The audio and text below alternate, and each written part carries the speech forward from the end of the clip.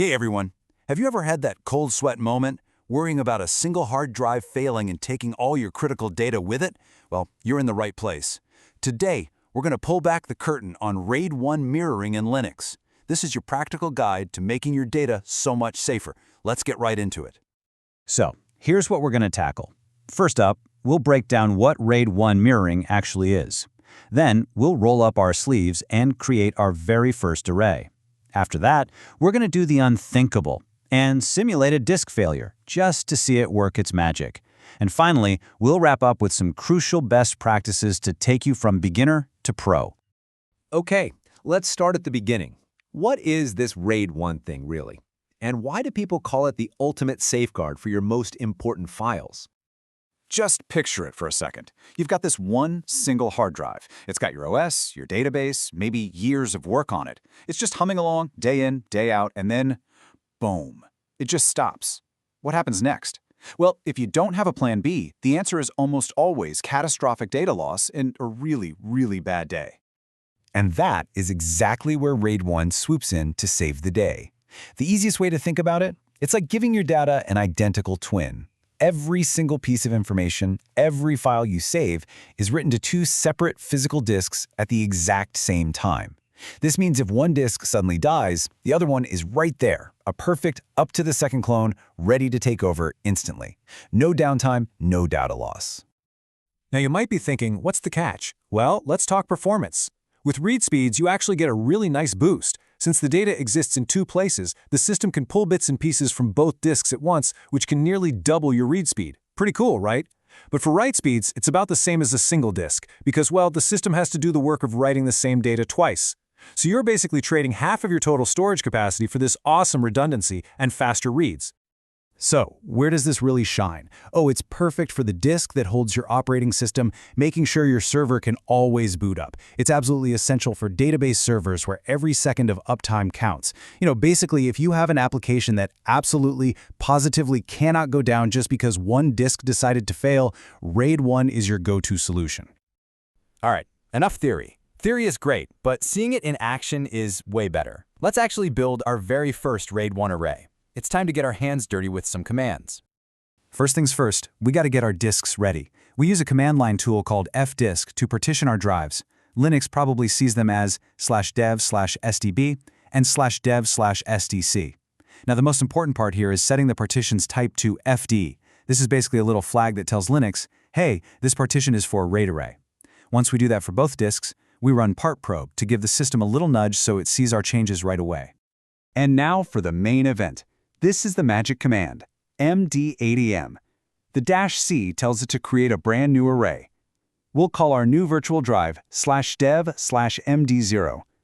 The -l1 specifies RAID level 1, that's mirroring. And -n2 tells it we're using two disks, which we list right at the end. After that command runs, we just treat /dev/md0 like any other disk. We format it, create a folder to mount it, and then mount it. And just like that, it's ready to use. Okay, so once the array is built, you'll definitely want to check on its health. You can do that by looking at a special file, /proc/mdstat. And when you see this little symbol, UU, that's the moment you can breathe a sigh of relief. It stands for up and up. It means both of your disks are healthy, happy, and perfectly in sync. This is exactly what you want to see. So, we've built our array. It's healthy, it's got the two U's, but the whole reason we did this was to survive a failure, right? Well, let's put it to the test. This, my friends, is the moment of truth. You heard me right. We're going to break it on purpose. With this command, sudo md80m/dev-md0/fail/dev-sdb1, we're basically telling the RAID system to pretend that one of our perfectly good disks just died. Let's see how our array handles the pressure. And there it is. We check /proc/mdstat again, and the UU is gone. In its place, we see U_, and this tells us exactly what happened. One disk is still up, but the other one, well, it's gone. Our array is now what we call degraded. But here's the amazing part. It's still running. And this right here, this is the most important takeaway of the whole explainer. I mean, just let that sink in. We just simulated a total disk failure, but all of our data is still 100% safe and accessible on that remaining healthy disk. The system is still online, still working. RAID 1 did its job perfectly. So how do we fix it? It's a really straightforward 4-step process. First, we officially tell the array to remove that faulty disk. Then, in the real world, you'd physically pull the bad drive out and pop in a new one. You'd prepare that new disk just like we did at the start. Finally, you add the new disk partition back into the array. As soon as you do, the system kicks off a rebuild, copying all the data from the good disk over to the new one. And once that rebuild process finishes, we can go check on a test file we made earlier. And look at that. It's still there, completely untouched, totally intact. We just walked through a catastrophic disk failure and came out the other side with 0 data loss. That is the power of mirroring. Okay, knowing how to build an array and fix it when it breaks is awesome. But really mastering RAID means thinking ahead. So let's dive into our final section and cover the best practices that'll take you from just knowing the commands to being a real pro.